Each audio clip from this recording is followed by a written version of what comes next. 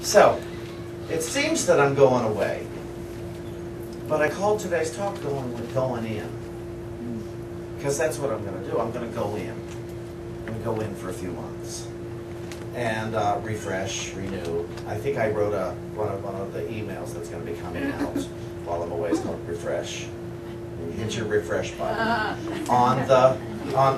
in your email, and you get new information. Oh. You know, for your email, so hit refresh, and new information comes in. And it's all this new information coming in. All it's doing really is it's sparking memories from the inside. It seems like it's happening from out there, but it's actually, if all the knowledge of God is within me, then all it's doing is sparking a memory. When somebody's arm goes this way, when my rib suddenly hurts, when somebody says, I love you, or somebody says, oh, you make me so darn mad, let's put it that way. And it sparks a memory. And then I have a choice to ask for the truth or to just be right. And we spent this past week learning how, or not learning, we already know how. We spent this past week focusing on asking for the truth. And it's not asking for the truth from God out there. It's asking for the truth from the highest voice within you. The very highest voice, the voice that knows. That's where we're asking for the truth. So when we say, turn it over to God, turn it over to Holy Spirit, turn it over, it means turn it over to that highest voice within you, that voice that already knows. It means go on in. Go on into the secret place. And in the secret place is where you will be told the truth, so you may then make all of your choices based on truth rather than opinion, or rather than your parents' opinion, or your grandparents' opinion, or a politician's opinion, or the grocery store clerk's opinion. Now granted, all these individuals can speak to us, but it's only to guide us in. All outside activities are mirrors of what's going on in my thoughts, but they're also prompters to say, now go back in and ask for the truth. Go back in and ask for the truth. Go back in and ask for the truth, because all truth resides within us. And 9 times out of 10, the reason we don't do it so often, I will say, is because the truth often isn't very interesting as far as egoic explanation. Because in the truth, there's no story. There is being. And many of us would rather have our story than be. Even if the story's fabulous or the story's horrible, we would rather have that than be. Because when I am being, I don't have a lot to say. And so it turns into a very quiet luncheon. It becomes a very short phone call. It becomes, all our novels become short stories, as it were. You know, and so when I'm willing to be, though, I'm at peace. When I'm willing to be, then I can realize I have everything. I have everything. I already have everything. But when I'm at lunch with you guys, or, you know, I don't mean you in particular, but you, the general population, and we're talking about what's missing, then I'm convincing myself that what I'm doing is going without.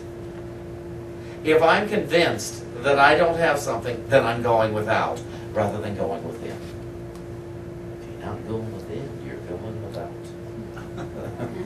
And that's what we got to look at. You may have it and still think you don't have it. We may have friends that think, I don't have any friends because this one over here isn't speaking to me. Or this one over here frowned at me. Nobody likes me. I don't have any friends. I used to think I didn't have friends. Then I had to pick up the phone and call somebody. I found out I had friends. If I wasn't reaching out, and then why do I always have to be the one to reach out? Because you're the strong one, evidently. Because you're the one that has the ability. Because you're the extrovert, perhaps. Who cares? If you want to hang out with this person and they're not calling you, call them. If you don't want to hang out with this person, don't call them. But rather than complain about them, decide, do I really enjoy this person's company? Well, fine, then I need to reach out. If they're not reaching out, I need to reach out. If I want to enjoy their company. If I want to share my company with them. I've known people who won't approach me about something because they're afraid, oh, Shawn will get mad. Last week at the retreat, a couple of people wanted to change their small groups. And they worked it out. One person wasn't happy in the group they were in. And it worked, and they worked it out with somebody to trade and everything was fine. And they were convinced I would say no. They were just convinced of it. I would say no. And I said, go ahead, who cares? Are you happy this way? Go ahead. I don't care about these things. And what if I do get mad? What if big, mean Shawn gets mad? I still only have one vote. Sometimes, in certain situations, yes, I have the lead vote and the power to veto. But so what? If you didn't ask, you didn't get to find out. I have so much in my life because I have said, yes, I would like to have this. And how do I get it? Who do I talk to? Who do I ask? And what is the right tone of voice for asking? I'll tell you, this may not be the nicest way to use my title, but when we were renovating our house, when we first got it, David would call, workmen wouldn't show up, and I would call eventually, and I'd say, this is Reverend Shawn Moninger. I'm very disappointed that this hasn't happened yet. And the implication was, God is disappointed. It got to the point where David would say, look, do you want me to have Shawn call you? You just want to come over and do the job. I didn't yell at people. I didn't. Although one night, it was we were having a volunteer dinner here, I believe. And the house was in chaos. It was, ceilings are torn out, clothes are stored in the basement, and I think there was no hot water or something. One of our contractors was there, and I was throwing a royal fit because I had to get to church. And I used a few choice words that I would not use here. And but I laugh at that stuff. And that's been years. I don't quite do that anymore. Because it's not fun the way it used to be. I realized, it wasn't so much fun there, but I couldn't tolerate how I felt. I couldn't tolerate the mess. I couldn't tolerate this or that or inconvenience. Now I've gotten better skills. So, if you want something, ask. If you think I'm the one that can help you get it, ask. I'll let you know if I am or not. Or I'll let you know, no, we can't do it that way, and this is why. Because we have another plan. And that's all it usually is we've already had a vote and we've decided we're going in this direction rather than this direction. But I appreciate that you asked, because I keep those things in my mind. I keep those requests in my mind. And when Spirit guides, I listen and say, remember that time you were asked about this? That's what that makes sense about now. We're big people. Go within and remind yourself where God lives. God does not live up in the front of the pulpit here. God lives within each and every one of you. And what the guy in the pulpit's job is to inspire you to go within. That's my function here, is not to give you answers. It is to inspire you to go within and ask yourself for the truth rather than an opinion. To ask yourself, Spirit, what is the truth about this now? I'm having this anxiety here. Tell me the truth. Tell me the truth about this ceiling and this floor. Because I'm having thoughts about them. And I'm having opinions about the ceiling and the floor.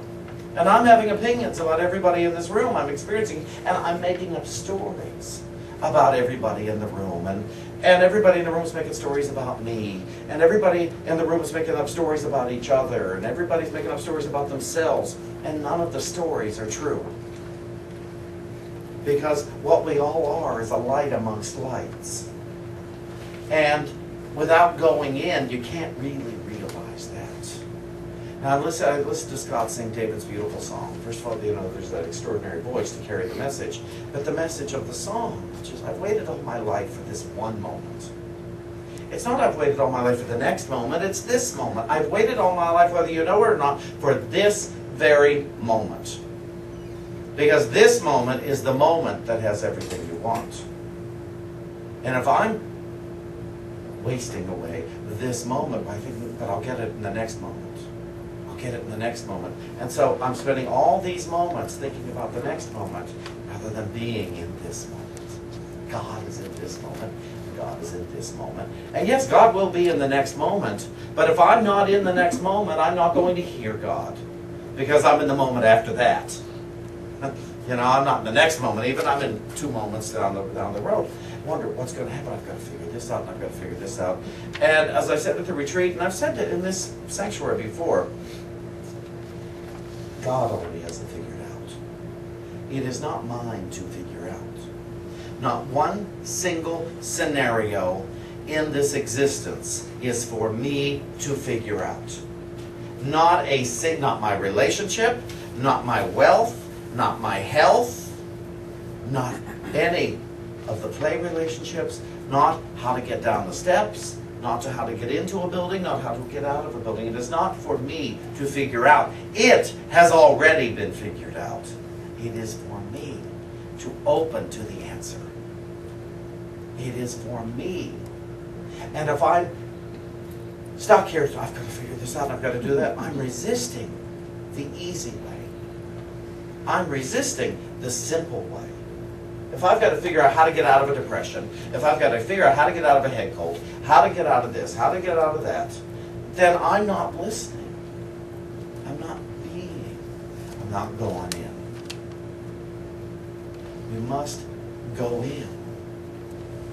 We absolutely must go in so that we can move on with our lives. So that we can move on to our play date. Isn't that just spit? That we can move on to our fun. We can move on to the recognition of all of our good. That we can move on to the recognition of all of our health. That we can move on to the recognition of all of our wealth. That we can move on to all of the recognition of all of our harmony. Move on to it. If you're resisting that, then perhaps you're enjoying your problems. And that's okay. I'm not criticizing you for it. But let's not pretend then that you're not.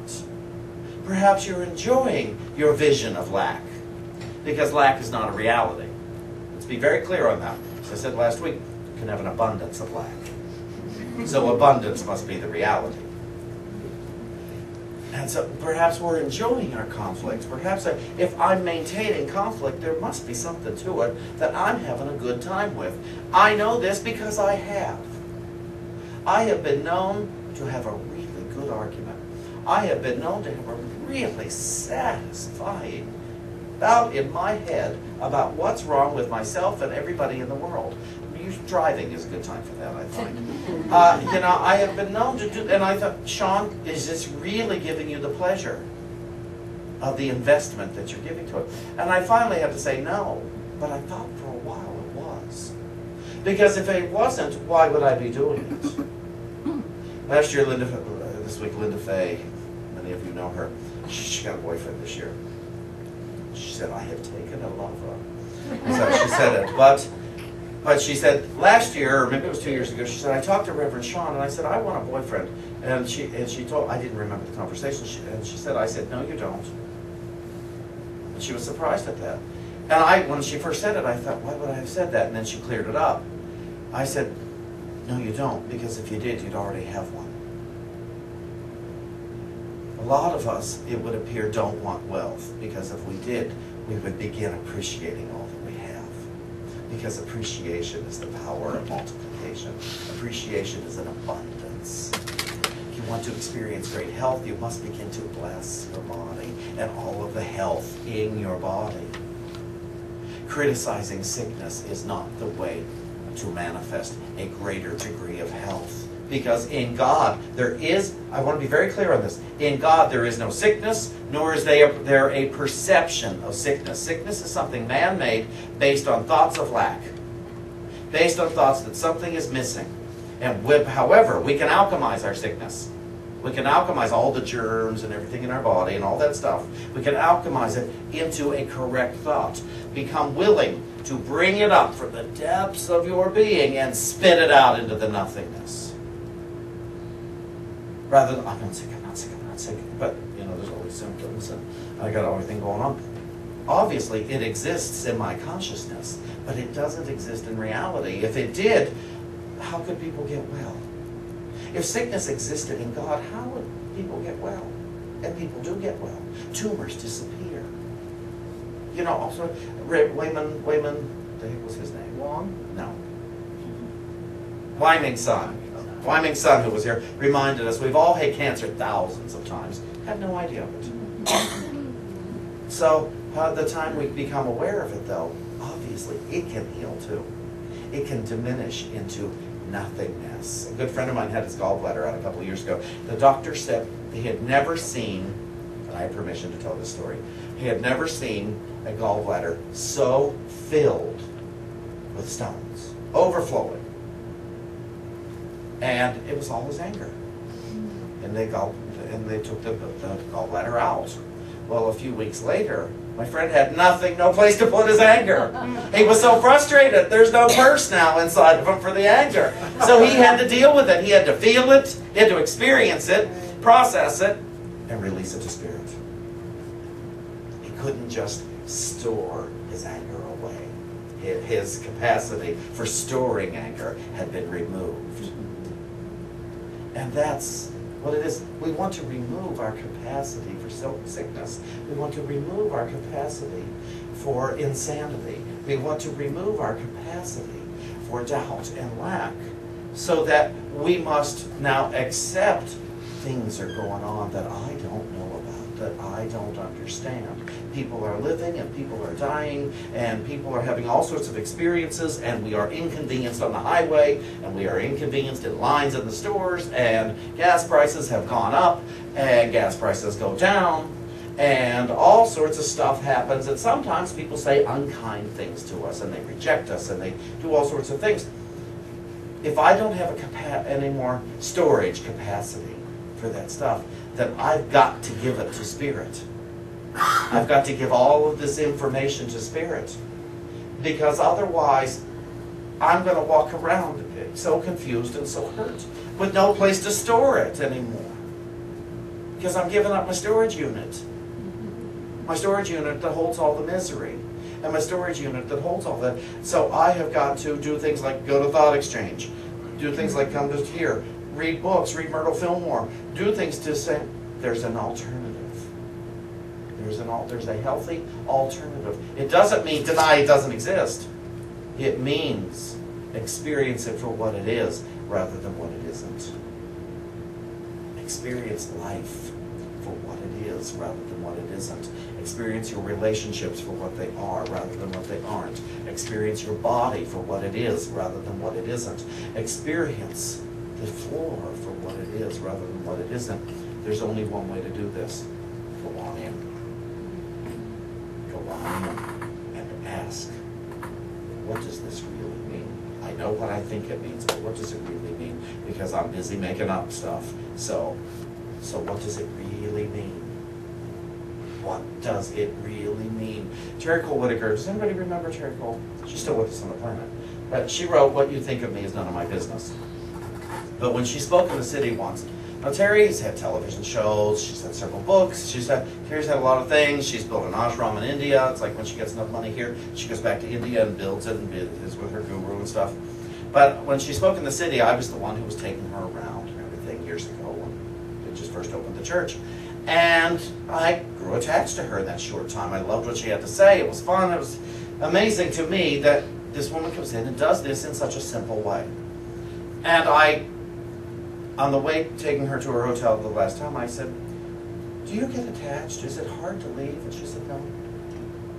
She said, I practice non-attachment. I practice being present. And when I go away, now I'm here. And now I'm here, so there's nothing ever missing. She says, "I have grandchildren, and I love them very much, but I don't really see them very often. And that's okay, because I don't practice attachment." And that's one of the things of going in, because if you go within and you hear the truth, then you're no longer waiting for the answer.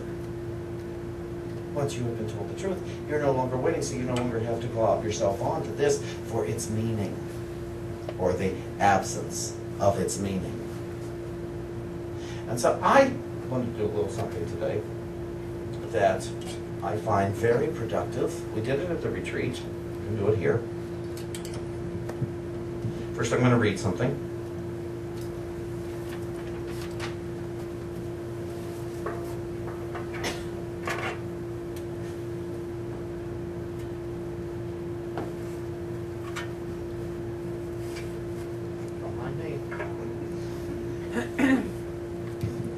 Okay, this comes from Dynamics for Living, and it's treatments for living in the back of the book.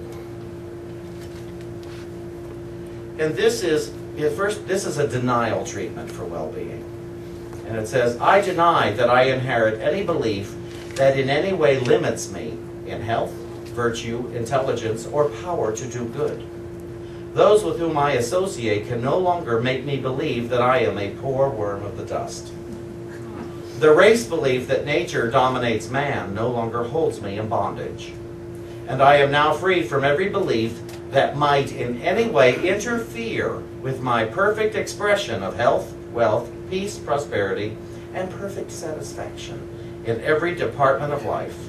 By my all-powerful word in the sign and presence of Almighty God, I now unformulate and destroy every foolish and ignorant assumption that might impede my march to perfection. My word is the measure of my power. I have spoken, and it shall be so. And then we have the affirmation treatment for well-being. It says, I am unlimited in my power, and I have increasing health, strength, life, love, wisdom, boldness, freedom, charity, and meekness, now and forever. I am now in harmony with the Father, and stronger than any mortal law. I know my birthright in pure being, and I boldly assert my perfect freedom. In this knowledge I am enduring, pure, peaceful, and happy. I am dignified and definite, yet meek and happy. In all that I think and do, I am one with, and I now fully manifest vigorous life, wisdom, and spiritual understanding. I am one with, and I now fully manifest love, charity, justice, kindness, and generosity. I am one with, and I now fully manifest infinite goodness and mercy. Peace floweth like a river through my mind, and I thank thee, O God, that I am one with thee. So there. Scott, would you grab me a timer that's up on the shelf there, please? What? Yeah, this is what's talking with it. I want one that's already drained. So we're going to do a 5-minute meditation here together. If you'll close the door, lock them.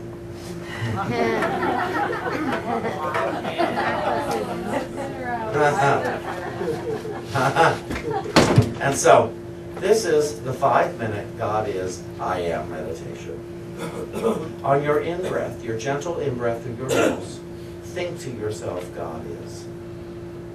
On the out-breath, think, I am.